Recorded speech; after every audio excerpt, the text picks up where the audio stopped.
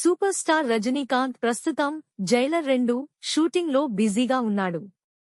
ఈ క్రమంలో వారం రోజుల సెలవు తీసుకుని హిమాలయాలకు వెళ్లాడు. రిషికేశ్ ఆశ్రమంలో బస చేస్తూ బద్రీనాథ్, బాబా గుహ వంటి పవిత్ర స్థలాలను దర్శించుకున్న ఆయన ఫోటోలు సోషల్ మీడియాలో వైరల్గా మారాయి. ఇటీవల కూలీ చిత్రం విఫలమైన నేపథ్యంలో రజనీకాంత్ తన ఆరోగ్యాన్ని దృష్టిలో ఉంచుకుని జైలర్ 2 షూటింగ్ను జాగ్రత్తగా కొనసాగిస్తున్నారు. నెల్సన్ దిలీప్ కుమార్ దర్శకత్వం వహిస్తున్న ఈ సినిమాలో మోహన్ లాల్, శివరాజ్ కుమార్, జాకీ ష్రాఫ్ కీలక పాత్రల్లో నటిస్తున్నారు. సూపర్ స్టార్ రజనీకాంత్ ఇటీవలే కూలీ చిత్రంతో ప్రేక్షకుల ముందుకొచ్చారు.